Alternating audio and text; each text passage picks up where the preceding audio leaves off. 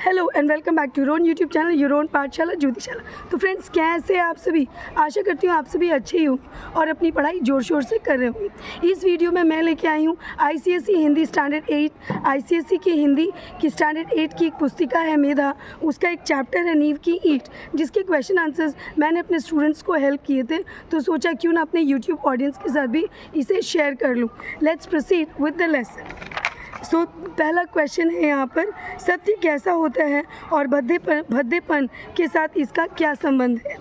सत्य कठोर होता है, कठोरता और भद्दापन साथ साथ जन्मा करते हैं, जिया करते हैं। हम कठोरता से भागते हैं, भद्देपन से मुंह मोड़ते हैं, इसीलिए सत्य से भी भागते हैं। हम इमारत के गीत, नींव के गीत से प्रारंभ करते हैं। सो ये इसका आंसर है। If I am too fast, I'll repeat the answer. सत्य कैसा होता है और भद्देपन के साथ इसका क्या संबंध है? सत्य कठोर होता है, कठोरता और भद्दापन साथ साथ जन्मा करते हैं, जिया करते हैं। हम कठोरता से भागते हैं, भद्देपन से मुंह मोड़ते हैं, इसीलिए सत्य से भी भागते हैं।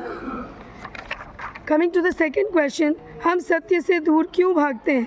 हम सत्य से दूर इसलिए भागते हैं क्योंकि वह कठोर और भद्दापन होता है। किस ईंट को हिलाने पर कंगूरा ज़मीन पर गिर आएगा? नींव की ईंट हिलाने पर कंगूरा ज़मीन पर गिर आएगा। सारी इमारत की अस्ति नास्ति किस पर निर्भर करती है? सारी इमारत की अस्ति नास्ति नींव की ईंट पर निर्भर करती है। नींव की ईंट नींव की ईंट ने अंधकूप क्यों स्वीकार किया?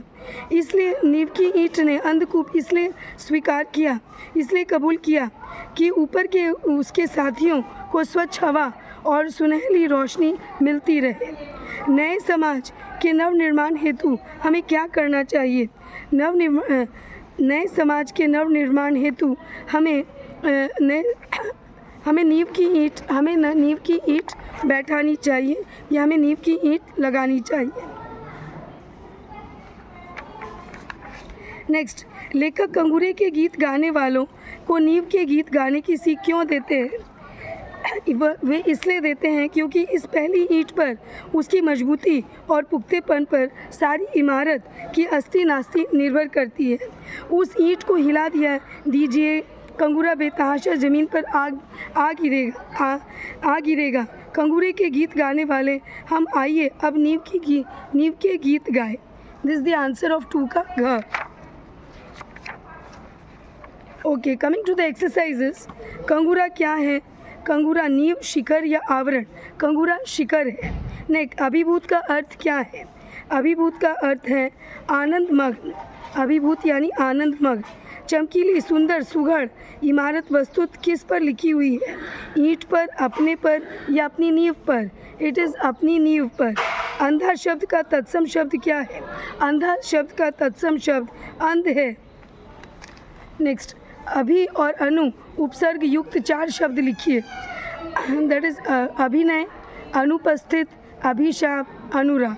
दैट इज़ अभि से 2 शब्द होंगे, अभिनय और अभिशाप, और अनु से 2 शब्द होंगे, अनुपस्थित और अनुराग। नेक्स्ट, प्रत्यय और मूल शब्द अलग कीजिए। दैट इज़ आवश्यकता इज़ द फर्स्ट वर्ड। इसमें हमें प्रत्यय और मूल शब्द को अलग करना है। तो दैट इज़ आवश्यक प्लस ता, प्रमाणित, प्रमाण प्लस इत, कठोरता, कठोर प्लस ता, व्यथित, व्यथ प्लस इत। Okay, next, coming to the 5th one, that is तद्भव और तत्सम शब्द। गाँव का होगा ग्राम, हड्डी का होगा अस्थि, सच का होगा सत्य और कुआं का होगा कूप। So these were the exercises and the question answers of नींव की ईंट lesson of standard 8 ICSE Medha book.